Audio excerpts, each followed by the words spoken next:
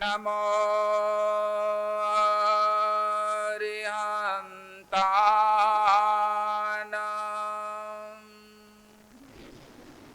नमो सिद्धानां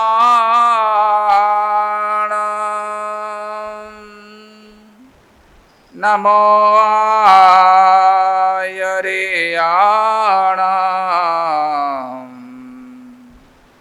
नमो वज्जायाणां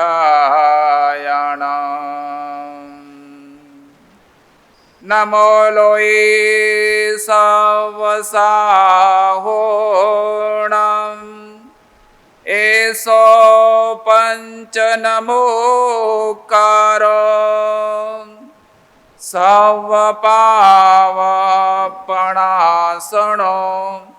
मंगलाणं च सव्वीसिं परमं हवै मंगलम् अरहन्तो भगवन्त इन्द्रमहिता सिद्धाः च सिद्धिस्थिता आचार्यजिनशासनोन्नतिकरा पूजा उपाध्यायका श्री सिद्धांत सुपाठका मुनिवरा रत्नत्रयाराधका पंचेति परमेष्ठिना प्रतिदिनं कुर्वन्तो वो मंगलम्।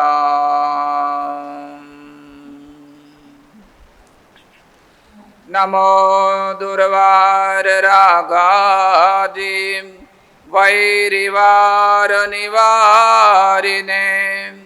अर्हते योगिनाथाय महावीराय तायिने ओंकारबिन्दुसंयुक्तं नित्यं ध्यायन्ति योगिनः कामदां मोक्षदां चैव ओंकाराय नमो नमः। अज्ञानतिमिरन्धानां ज्ञानञ्जनशलाकया नेत्रममीलितं येन तस्मै श्रीगुरवे नमः। आत्मरामं गुणागारं वल्लभं लोकवल्लभं समुद्रमोददातारम् इन्द्रदीनं नमाम्यहं नित्यानन्दं नमाम्यहम्। विराज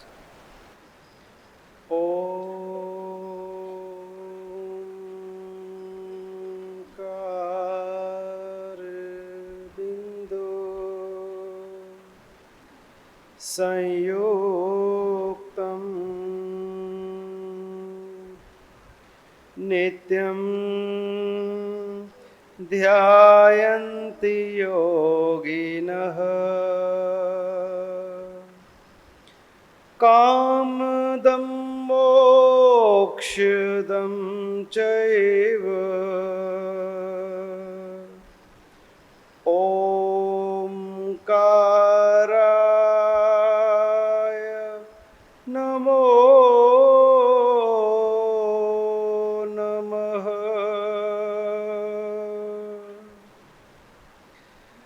आत्मारामं गुणागारं वल्लभं लोकवल्लभं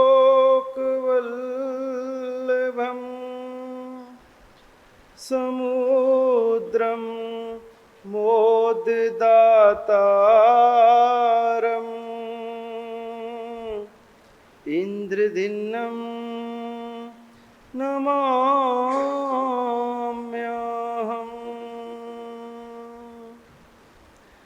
नित्यानन्दम्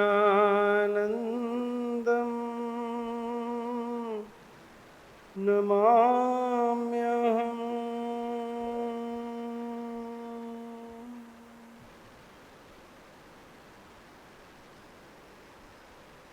निरंद्रे भवकानने परिगलत् पंचाश्रवाम्भोधरे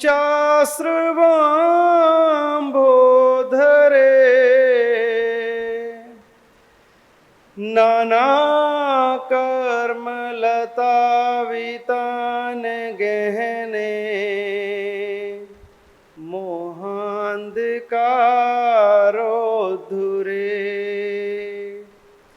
भ्रान्तानामिह देहिनां हितकृते कारुण्यपुण्यात्मभिस्तीर्थेश हि प्रथिता सुधारस किरो रम्या गिरः पान्तु वः रम्या गिरः पान्तु वः।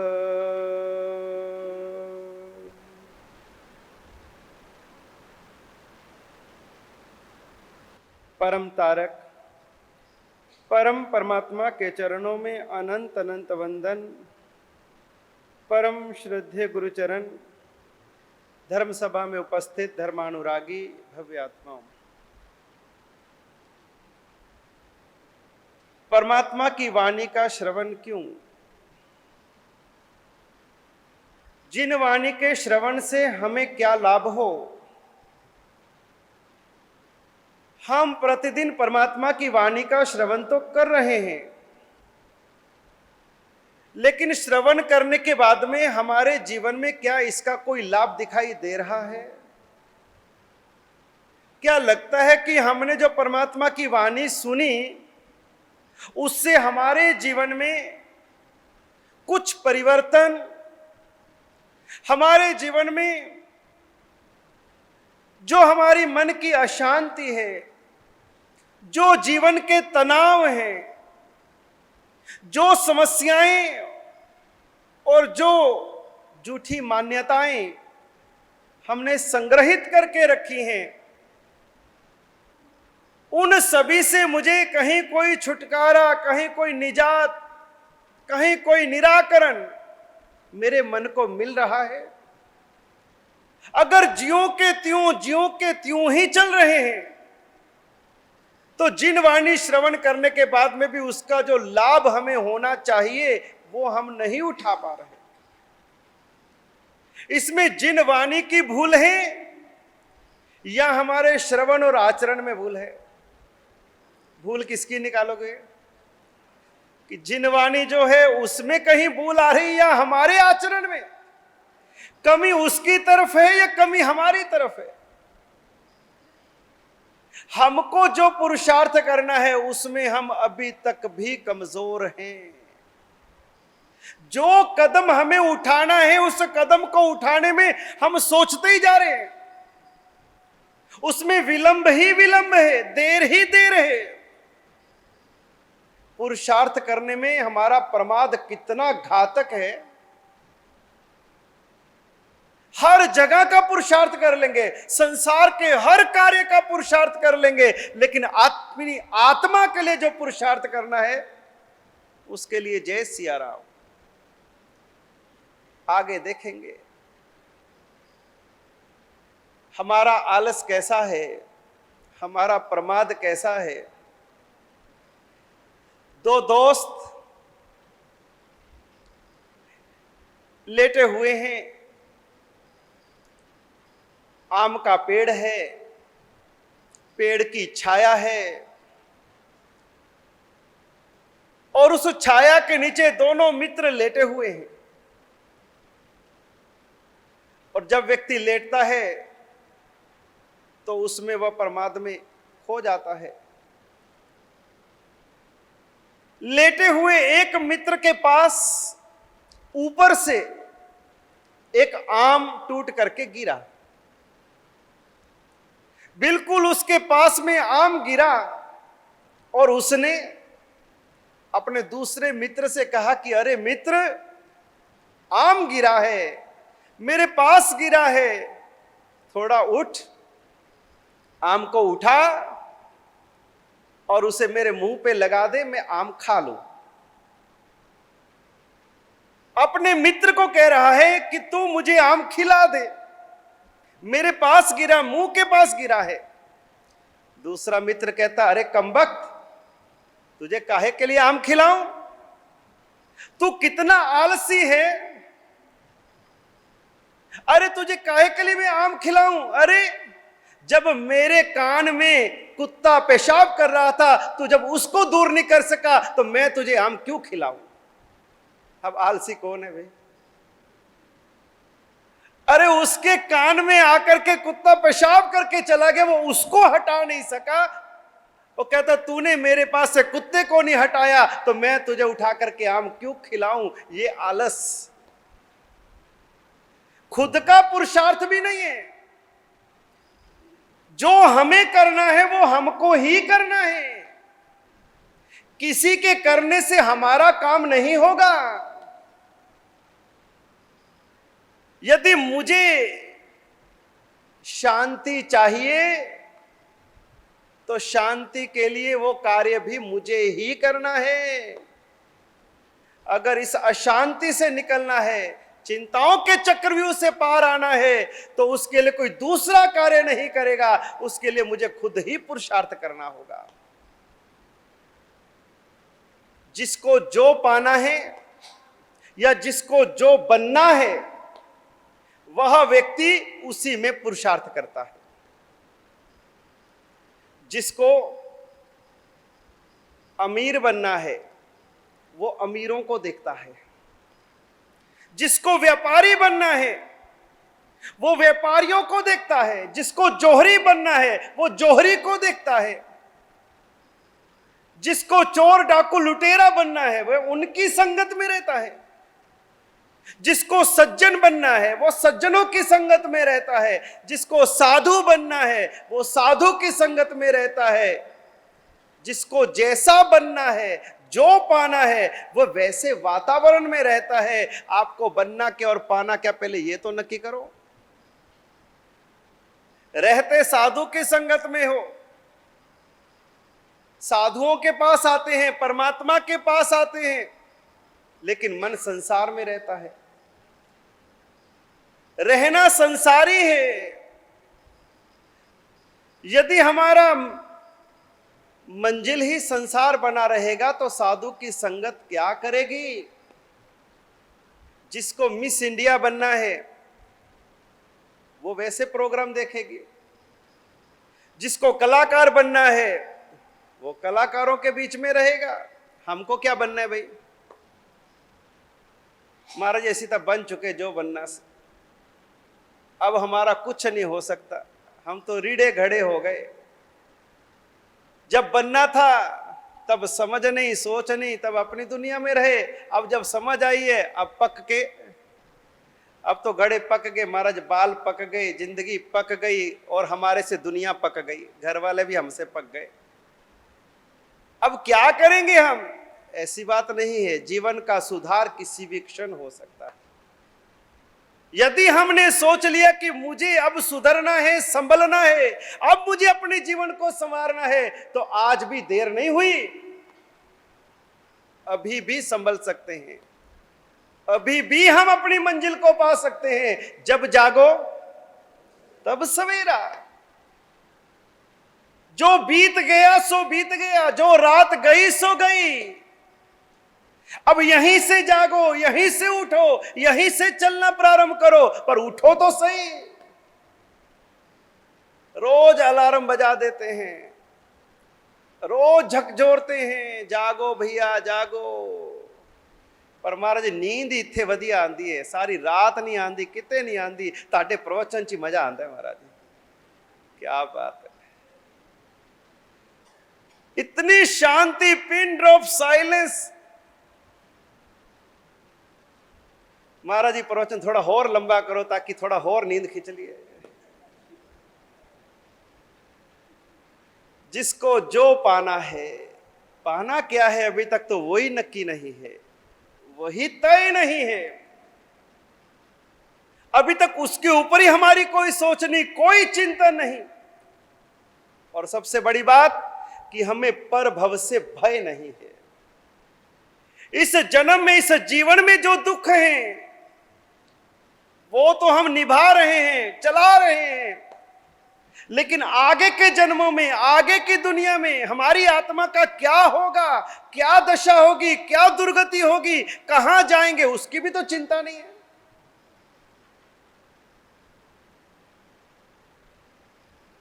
जिसको पर भव का भय हो वो इस भव में संभल जाता है।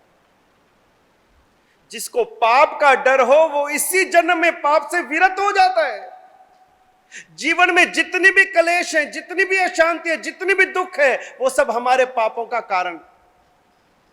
जो हमने किया, दुष्कर्म किए, पाप कर्म किए, वही तो मन को शांत करते।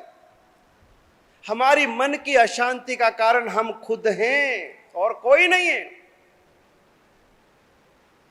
जितनी उलझने हैं वो सब हमारी ही बनाई हुई है और उनको खोलना भी हमें ही है।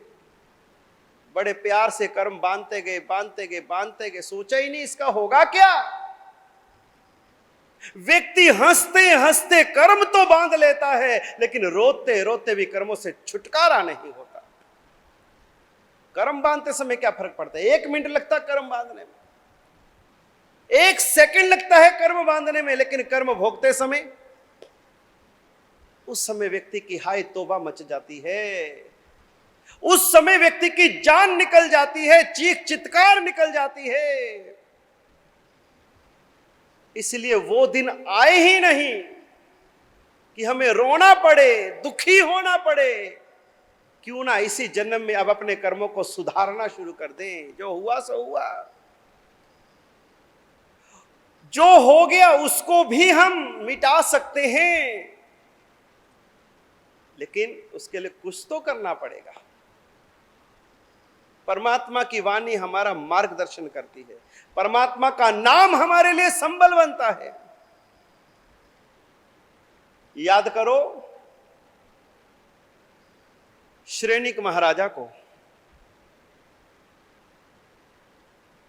जिस समय महाराजा श्रेणिक को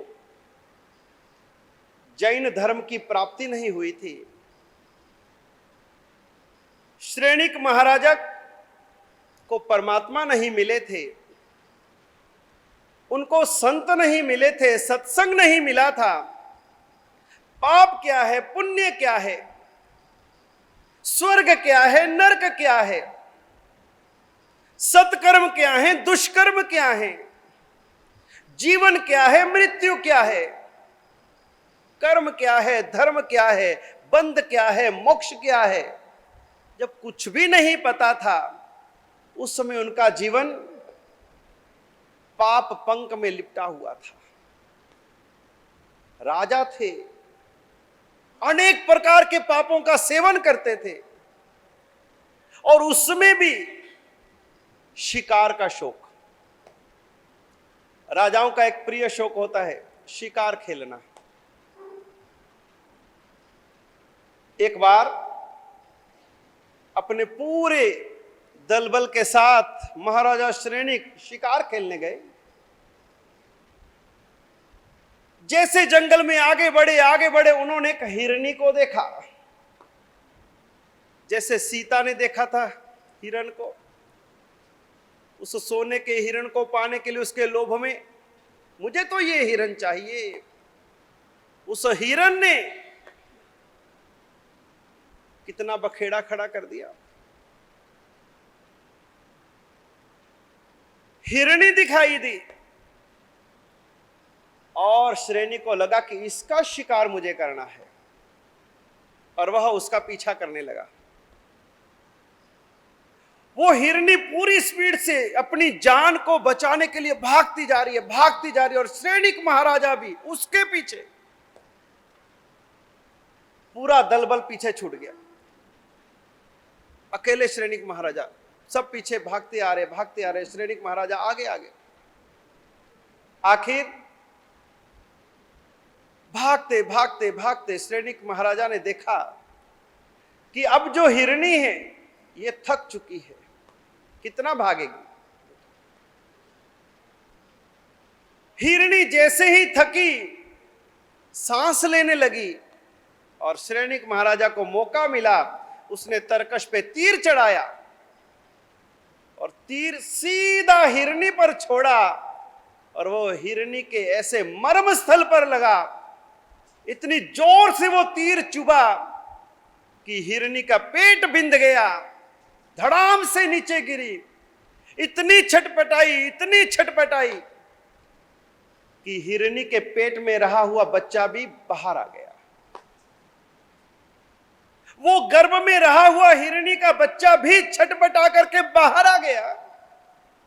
श्रेणिक महाराजा दूर थे, देखा कि मेरा तीर काम कर गया, भागे आए, आकर के देखा हिरणी गिरी पड़ी है। अरे ये क्या, हिरणी और हिरणी के साथ में बच्चा।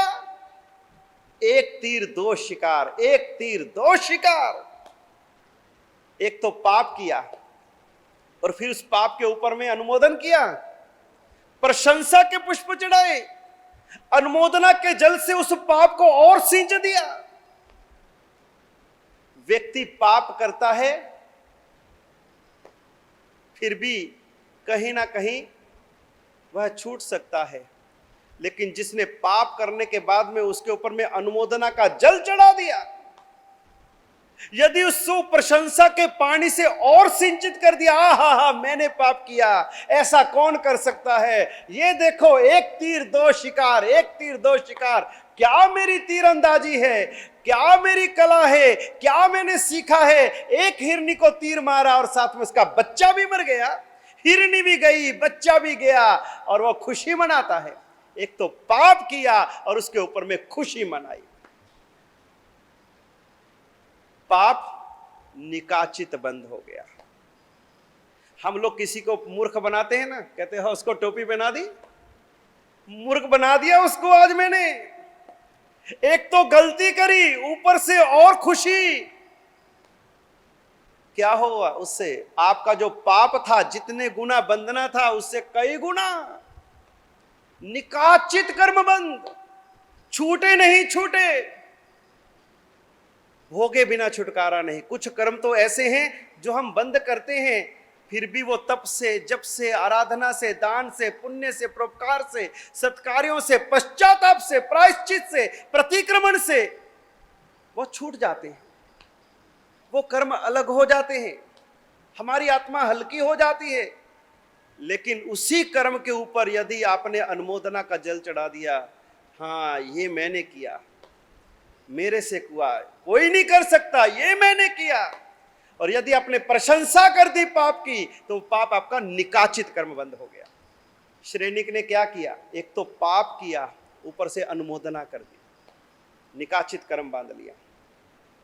उसको पता नहीं था इससे पाप का फल क्या आएगा, इसका परिणाम क्या आएगा, जब ये पाप उदय में आएगा मैं कैसे इसको भोगूंगा, उसको कुछ पता नहीं।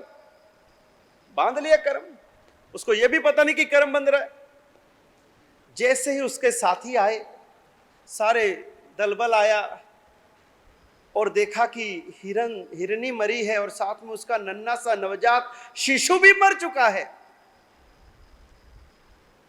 सबकी आंखें नम हो गई, सबकी आंखें झुक गई और श्रेणिक अट्टहास कर रहा है, पाप की खुशी मना रहा है, प्रसन्न हो रहा है। लेकिन बाकी सब नम थे कि तूने क्या किया, एक नवजात शिशु को जिसका भी जन्म भी नहीं हुआ था, अभी गर्भ में ही पल रहा था, उसको भी मार दिया तूने। सबको बड़ी पीड़ा हुई और श्रेणी को कोई फर्क नहीं पड़ा। कितना कठोर हृदय होगा।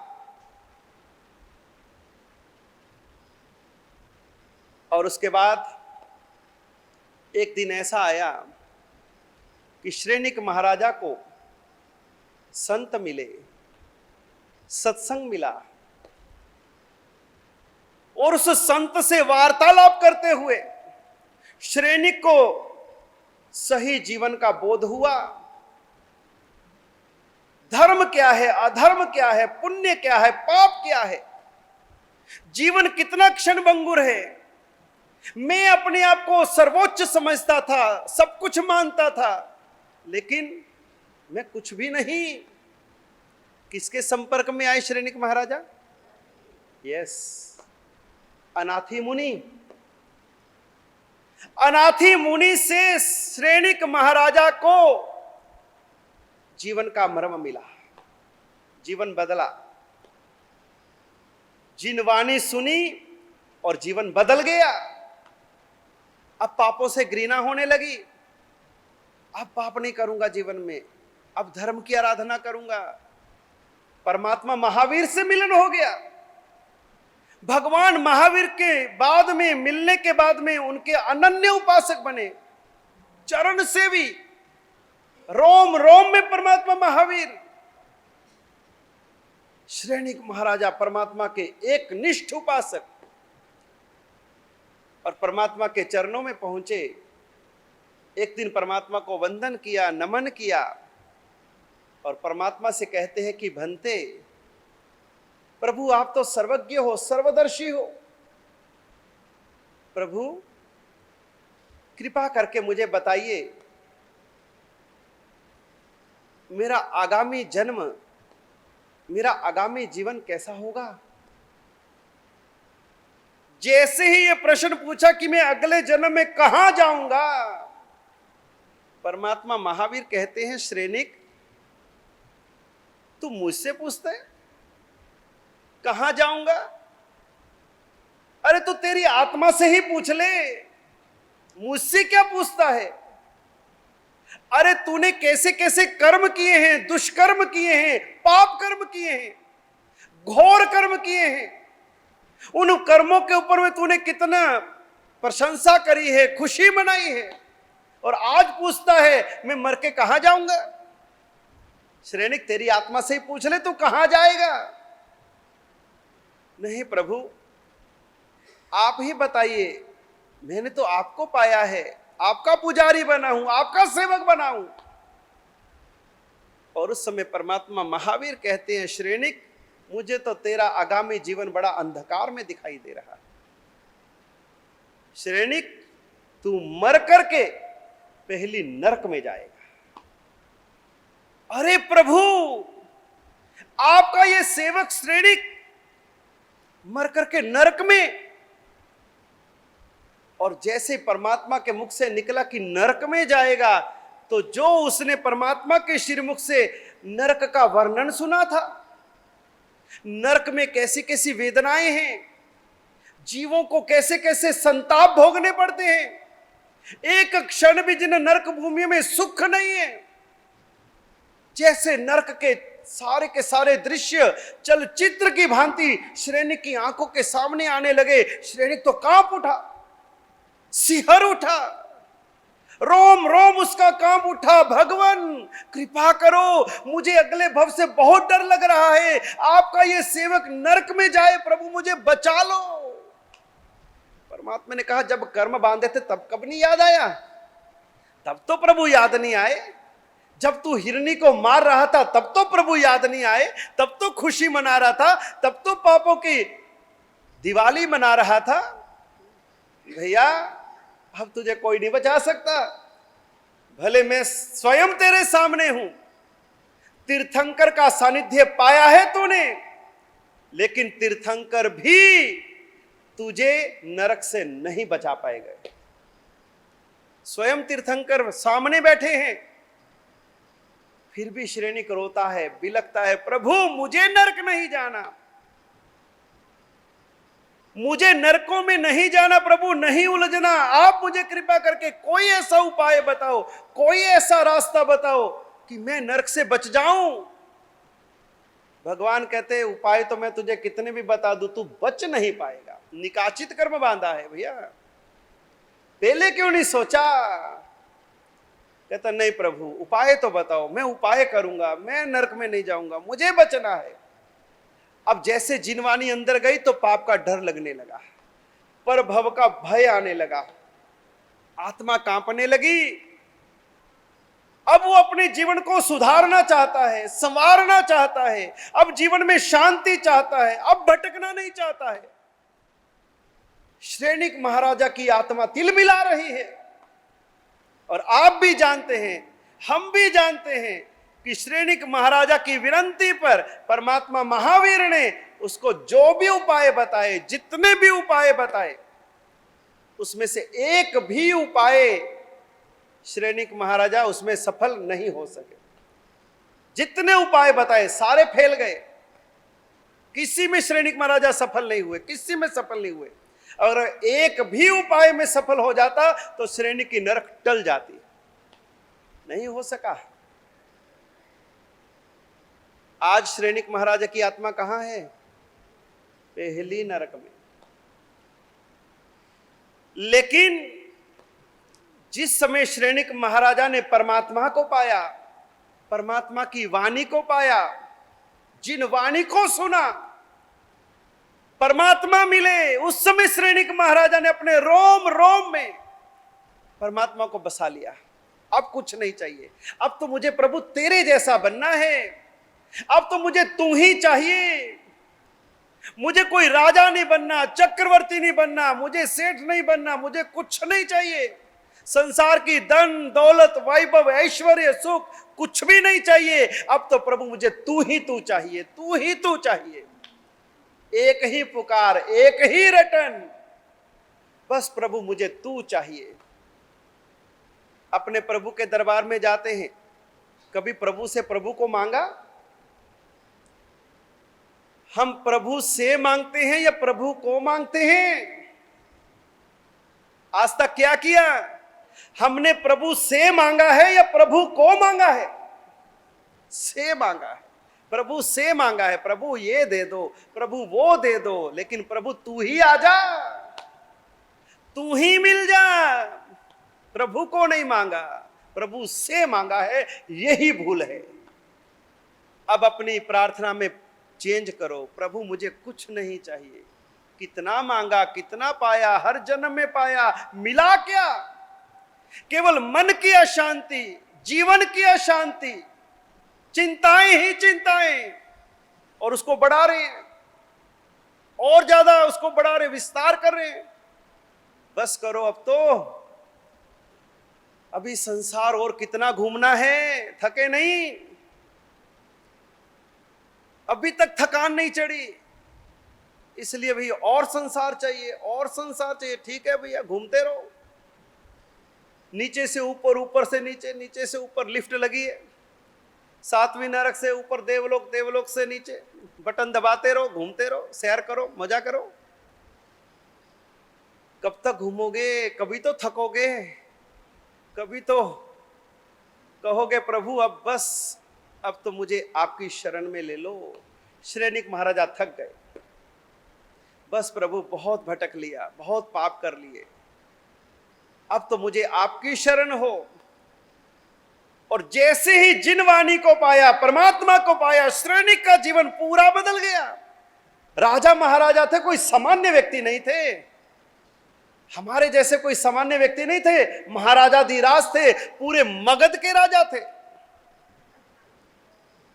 और श्रेणिक महाराजा ने किस तरह से परमात्मा को अपने रोम रोम में रमाया होगा। श्रेणिक महाराजा के जीवन का प्रसंग आता है, जिस समय श्रेणिक महाराजा के पुत्र कौनिक ने अपने ही पिता को राजगद्दी से उतार करके, पुत्र भी कैसा निकला, अपने पिता को ही राज्य से उतार दिया, राजा से उतार दिया। बेटा ऐसा कुपूत निकला। श्रेणिक महाराजा जैसे जिसको पिता मिले हों, भगवान महावीर जैसे जिसको परमात्मा मिले हों, ऐसा कौनिक अपने पिता को राज्यच्युत करके और खुद राजा बन बैठा, और अपने पिता को कैद खाने में, जेल खाने में, काल कोठड़ी में। कैसी कैसी संतान होती है, वो भाग्यशाली है जिनकी संतान सेवा करती है। अपने ही घर में पुत्र का भी जन्म होता है, सुपुत्र का भी जन्म होता है, कुपुत्र का भी जन्म होता है। कुल को अजवाला वाला भी मिलता है और कुल को डुबाने वाला भी मिलता है। श्रेणी के घर में कैसा पुत्र जन्मा जिसने अपने ही पिता को कैद खाने में, और इतने में भी बस नहीं हुई, पेट नहीं भरा उसका, प्रतिदिन अपने पिता को 100 कोड़े की मार से मरवाया करता था। क्या श्रेणी का कर्म उदय में आया? नरक में तो बाद में गया, उसी जन्म में ऐसा कर्म उदय में आया, 100 कोड़े की मार। एक कोड़ा पड़े तो क्या हालत हो, 100 कोड़े की मार उसको रोज पड़ती। जब रोज 100 कोड़े की मार पड़ती तो कोड़े मारने वाले विचार करते कि ये राजा महाराजा है, कोई सामान्य व्यक्ति थोड़ी है। राजा का शरीर कितना कोमल होता है, इतनी मार ये कैसे झेल सकते हैं। वो हैरान होते कि हम इतने ताकतवर हैं, लेकिन हम महाराजा को कोड़े मारते मारते थक जाते हैं, और ये हमारे महाराजा हैं जो कोड़े की मार सहते सहते भी नहीं थकते। एक दिन कोड़ों वालों ने पूछ ही लिया कि महाराज क्षमा करें, हम तो चिट्ठी के चाकर हैं, हमारे ऊपर जो मालिक होगा हमें तो उसी की आज्ञा ही माननी है। अभी तो हमारे महाराजा की आज्ञा है आपको कोड़े की मार से मारना, भले आप हमारे कभी महाराजा रहे, लेकिन अब हम मजबूर हैं। लेकिन महाराज हमें ये तो बताओ कि हम आपको इतने कोड़े की मार से मारते हैं। पधारिए श्री राघव जी, आगे पधार जी। हम आपको इतने कोड़े की मार से मारते हैं, हम कोड़े मारने वाले थक जाते हैं, लेकिन आप कोड़े की मार खाते खाते नहीं थकते हो। उस समय श्रेणिक महाराजा कहते हैं कि अरे तुम कोड़े मारने वाले, तुम तो कौनिक महाराजा के सेवक हो, तुम्हारा मालिक तो कौनिक है, तुम तो कौनिक के सेवक हो, तुम थक सकते हो, लेकिन मैं तो 3 लोक के नाथ महावीर का सेवक हूं। तुम कौनिक के सेवक हो, तुम थक सकते हो, मैं महावीर का सेवक हूं, मैं कैसे थक सकता हूं? मेरे पास महावीर के नाम की शक्ति है, महावीर मेरे रोम रोम में है, परमात्मा मेरे अंग संग में है। तुम कितने भी कोड़े की मार मार लो, 100 क्या 500 1000 कोड़े भी मार लो, मेरे को कुछ नहीं होने वाला, मेरे साथ मेरे परमात्मा है। इतने कष्ट काल में भी श्रेणिक महाराजा की जो शांति बनी रही, समता बनी रही, धैर्य बने रहा, प्रसन्नता बनी रही, किसके कारण? परमात्मा के कारण। अगर परमात्मा नहीं मिले होते तो श्रेणिक महाराजा भी कितना और घोर कर्म बंद करते, कितना आर्त ध्यान करते, कितना रौद्र ध्यान करते। लेकिन अगर उसको बचा लिया किसने? परमात्मा की वाणी ने, परमात्मा के सत्संग ने, परमात्मा की निश्रा ने। हमको भी परमात्मा मिले, हमको भी महात्मा मिले, लेकिन फिर भी कर्मों के कोड़े तो मारेंगे ही हम सबके ऊपर।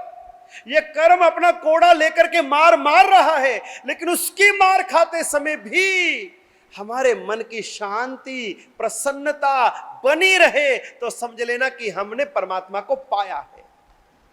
अगर हम रोने लगे, बिलखने लगे, अगर हम आर्त ध्यान में पड़ गए, रौद्र ध्यान में पड़ गए, तो क्या होगा?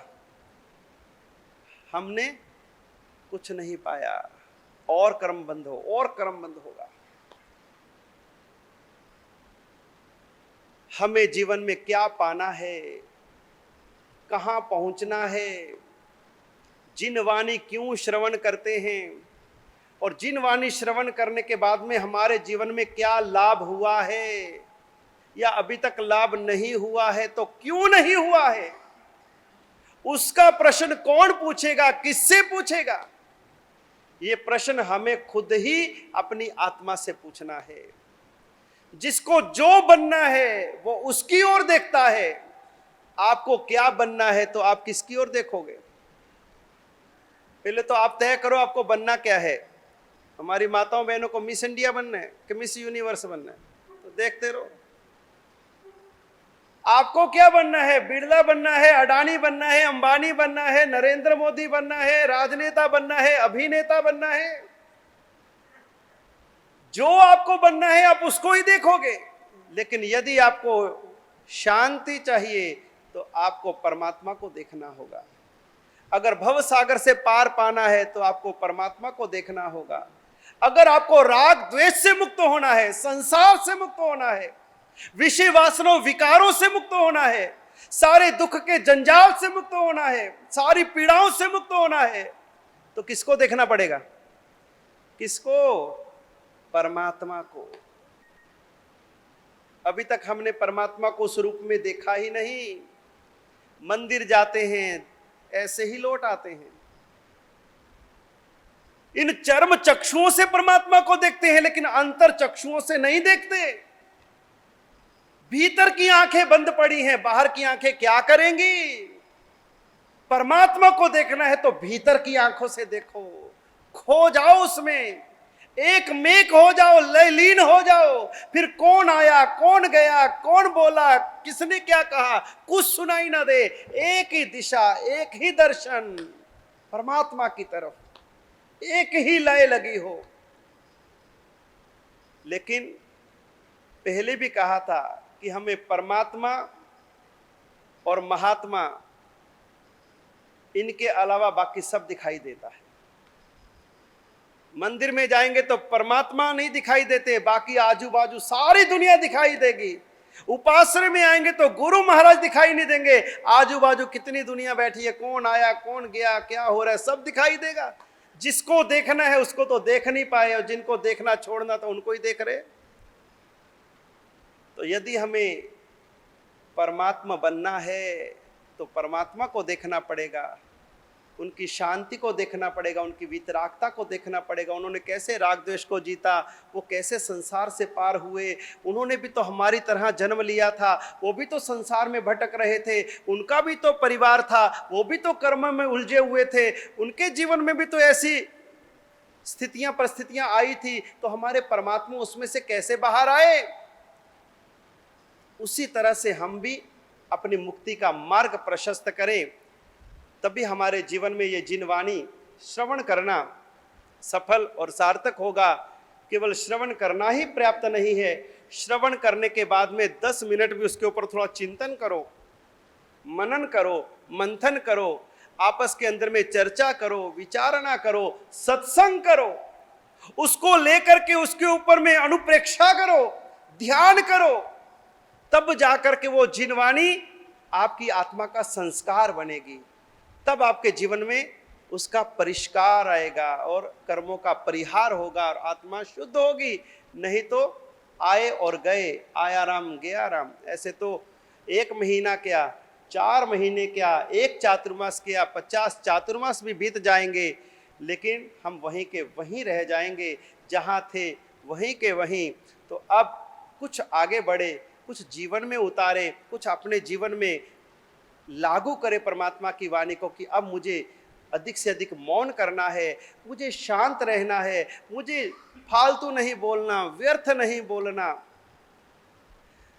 जितना काम है उतना ही बोलना, एक भी शब्द मुझे नहीं बोलना, कोई बुलाए उतना ही बोलना, 4 लोगों के बीच में अपनी बात बेवजह नहीं रखनी, अपनी वाणी के ऊपर कंट्रोल, अपनी आंखों के ऊपर कंट्रोल, अपने मन के ऊपर कंट्रोल, अपनी इंद्रियों के ऊपर कंट्रोल, अपनी रसना के ऊपर कंट्रोल। संयम में हम कितना अपने आप को संभाल पाते हैं, प्रैक्टिकली करके देखो। क्रोध आ रहा है, नहीं करना, शांत, मौन, कंट्रोल करो भाई, प्रैक्टिकल आओ, तब लगेगा कि हाँ, जीवन में जो सुना है वो मैं अपने ऊपर में उसको लागू करके चेक कर रहा हूं कि कहां कहां मेरे ये दोष दूर हो रहे। तब जाकर के जिनवाणी अपना असर दिखाएगी, तब जाकर के हम परमात्मा के मार्ग को प्राप्त कर सकेंगे। आज इतना ही। बिंद से जिनवाणी का पान कर रहे थे। महाराज साहब ने एक प्रश्न पूछा था, परंतु आप किसी ने उत्तर दिया नहीं, महाराज जी ने दोबारा पूछा भी नहीं।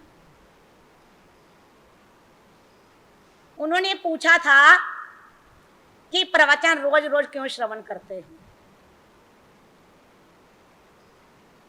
किसी ने उत्तर नहीं दिया, सब चुप थे, शांत थे, क्योंकि शांत सुधारस ग्रंथ का वांछन करते हैं, इसलिए हम तो शांति ही रहते हैं, बोलते ही नहीं। अगर मैं आपसे पूछूं रोज रोज दवाई क्यों खाते हो, प्रतिदिन दवाई का सेवन क्यों करते हो, बोलो बोलो। ये शांत जरा सुधार ग्रंथ से ऐसा नहीं कि बोलना ही नहीं। दवाई रोज रोज क्यों खाई जाती है? हाँ, स्वस्थता बनाए रखने के लिए। डायबिटीज वाला होगा ना, रोज एक गोली खाएगा। बीपी वाला होगा तो भी खाएगा। कोलेस्ट्रॉल वाला होगा तो भी खाएगा। कोई भी बीमारी होती है, जो डॉक्टर को कह दो उतनी गोलियां दे देगा आपको। डॉक्टर का एक नियम है, इसको का पेट का दर्द होता है तो पेट की दवाई दे देगा, वो कहे टांगों में दर्द होता है एक दवाई वो दे देगा। जितने रोग बताते जाएंगे उतनी दवाइयां खाते चले जाएंगे। तो दवाई रोज का खाने का अर्थ ये होता है कि हम स्वस्थ बने रहें। चाहे रोज रोज क्यों पीते हो, चाहे रोज क्यों लो, ये भी नहीं पता कि चाय रोज क्यों पी जाती है। स्फूर्ति के लिए। कई लोगों की आंख ही नहीं खुलती जब तक वो चाय ना पी ले। लो, कई कहते हैं सिर दर्द होना चालू हो जाता है अगर चाय ना पी। तो कोई भी काम करते हैं तो किसी ना किसी वजह को लेकर के काम किया जाता है। और रात को निद्रा क्यों लेते हैं? हर एक व्यक्ति रात को सोता है, भले वह 4 घंटे सोए, 2 घंटे सोए, 5 उसकी इच्छा है। रोज रोज रात को सोते क्यों? आराम के लिए। किसके? तन को, मन को, दिमाग को आराम देने के लिए, स्फूर्ति के लिए हम सो जाते हैं। तो फिर प्रवचन क्यों सुनने करते हैं? अब तो उत्तर आना चाहिए ना। दवाई रोज क्यों खाते हैं, निद्रा क्यों लेते हैं, चाय क्यों पीते हैं? तो इस पर आपको पूछा जाए प्रवचन क्यों सुनते हो रोज रोज?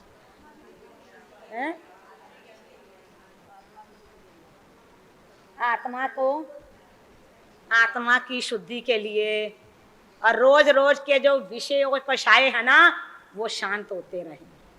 चाहे रोज पिएंगे तो रोज ताजगी आएगी।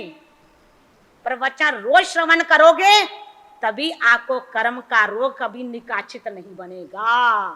प्रवचन का श्रवण करने वाला, जिन वाणी का पान करने वाला कर्म बांध सकता है, परंतु वो निकाचित नहीं बांधे। जैसा कि श्रेणिक महाराजा ने निकाचित कर्म बांध लिया, क्योंकि जिन वाणी का पान नहीं किया था तब। इसलिए जिन वाणी का पान करने वाले को सबसे बड़ा लाभ होता है, वे कभी निकाचित कर्म नहीं बांधता और प्रत्येक कर्म नहीं भोगना पड़ता है। जैसे तप करो, आराधना करो, दान करो, पुण्य के कार्य करो, उससे अनिकाचित कर्म टूट जाते हैं, रह जाते हैं केवल निकाचित कर्म। इसलिए हमारे तो दोनों प्रकार के कर्म खत्म हो गए। निकाचित हमने बांधने नहीं, अनिकाचित धीरे धीरे तोड़ देने हैं। इसलिए मुक्ति की मंजिल हमको सामने दिखाई देगी। इसलिए परमात्मा से प्रश्न पूछा जा रहा है कि प्रभु किम नाम हो जेना हम दुर्गमई ना गच्छेदा। परमात्मा ने ऐसा कोई कार्य बता दो, ऐसी कोई धर्म की आराधना बता दीजिए जिससे कि परभव में दुर्गति में ना जाऊं। तो परमात्मा ने पहला कौन सा कार्य बताया है? बोलो बोलो। चारों प्रकार का शरण, अरिहंत परमात्मा का, सिद्ध परमात्मा का, साधु का और परमात्मा के द्वारा प्ररूपित धर्म का, इन चारों का शरण लेने वाला कभी भी दुर्गति में नहीं जाता है। इसलिए प्रतिदिन अरिहंत परमात्मा की, सिद्ध परमात्मा की, साधु की और धर्म की आराधना को करते रहना है। इसी के साथ साथ में चातुर्मास जानी धर्म का सीजन, दूसरा फिर टाइम हो गया, दूसरा तीसरा इससे बढ़िया। ये तो हमको पता है परमात्मा की शरण लेने वाला दुर्गति में नहीं जाता। और इसके साथ कौन कौन से काम करने जो सदा सदा के लिए दुर्गति मिट जाए। वो तो एक भव के लिए दुर्गति समाप्त हो सकती है, परंतु और कौन से कार्य हैं जिनसे सदा सदा के लिए दुर्गति गई, सदा सदा के लिए सदगति के द्वार खुल जाएंगे। वो धीरे धीरे अभी आपके सामने आएंगे। इसी के साथ साथ में हमारा धर्म का सीजन चल रहा है, रोज ही नया नया कार्यक्रम, रोज ही नए नए कार्यक्रम की तैयारियां हो रही है। अभी तो पूज्य गुरुदेव का जन्मदिन आने वाला है, कल ही 2 दिन का मनाना ना, कल भी मनाना है, परसों भी मनाना है। गुरुओं के जन्मदिन तो रोज ही मनाए जाते हैं, रोज खुशियां मिलती हैं, रोज ही जन्मदिन है। तो इस कारण से कल से लेकर के हमारी सीजन बहुत तेजी से चलने वाला है। रोज तो चल ही रहा है, अब तो 1 मिनट की भी फुर्सत नहीं मिलने वाली। सभी को तैयार हो जाना माल लेने के लिए, सभी को आ जाना। हमने एक दुकान खोली हुई है त्रिशला नंदन की। हमने यहाँ पर आने के बाद एक हम भी व्यापारी हैं, हमने व्यापार करना है, इसलिए हमने भी दुकान खोल रखी है। हमारी दुकान का नाम भी रख दिया था, वो है त्रिशला नंदन की दुकान। उसमें आता ना, तुम माल खरीदो त्रिशला नंदन की खुली दुकान है, तुम्हें माल खरीदो त्रिशला नंदन की खुली दुकान है। इस दुकान में कौन सा माल मिलता है? सूत्र रूप से भरी पेटियां मुनिवर बने व्यापारी, सूत्र रूप में भरी पेटियां मुनिवर बने व्यापारी। अरे तरह तरह का माल दिखावे करे मने अपना राजी जी, तुम माल खरीदो त्रिशला नंदन की खुली दुकान है। आपके दुकान पर कोई माल लेने के लिए आता था, उसको जबरदस्ती करते हो, लेके जाना पड़ेगा, लेके जाना। इतना माल दिखाया तो मुझे पसंद नहीं आया, मेरा तो समय व्यर्थ कर दिया उसने। हमारे दुकान पर ऐसा नहीं है। खुशी होए तो सौदा लेना, नहीं जबरी का काम। खुशी होए तो सौदा लेना, नहीं जबरी का काम। अरे आवेगा कोई उत्तम प्राणी, ले जाएगा माल जी, तुम्हें माल खरीदो त्रिशला नंदन की खुली दुकान है। अब हम दुकान जो है हमारी पूरी भर चुकी है, लेने वाले भी रोज रोज आ रहे हैं। अभी कल से तो इतना माल बिकेगा, इतना माल बिकने वाला है, मुझे लगता है हमें 1 मिनट की भी फुर्सत नहीं मिलेगी। इसलिए सब लोगों ने आना उस माल को लेने के लिए, जो अच्छा लगे वो आप लोगों ने ले जाना। तो इस माल के अंदर हमारे अम्बिल का तप भी चल रहा है, अठन तप भी चल रहे हैं, धर्म चक्र तप भी चल रहा है, सिद्धि तप चल रहे हैं, मास कमन चल रहे हैं, 40-40 उपवास चल रहे हैं। अरे आपको पता है खाली धर्म चक्र चलता है, धर्म चक्र। अरे अंदर अंदर से क्या चल रहा है वो हम अंदर के व्यापारी है ना, तो वो हम ही जानते हैं। आपको नहीं पता है, अभी हमने धीरे धीरे बताएंगे। चत्तारि मंगलम अरिहंता मंगलम सिद्धा मंगलम साहु मंगलम केवली पन्नतो धम्मो मंगलम। चत्तारि लोगुत्तमा अरिहंता लोगुत्तमा सिद्धा लोगुत्तमा साहु लोगुत्तमा केवली पन्नतो धम्मो लोगुत्तमो। चत्तारि शरणं पवज्जामि अरिहंते शरणं पवज्जामि सिद्धे शरणं पवज्जामि साहु शरणं पवज्जामि केवली पन्नत्तं धम्मं शरणं पवज्जामि। उपसर्गः क्षयं यान्ति छिद्यन्ति विघ्नवल्लयः मनः प्रसन्नतामेति पूज्यमाने जिनेश्वरे। सर्वमंगलमांगल्यं सर्वकल्याणकारणं प्रधानं सर्वधर्माणां जैनं जयति शासनम्।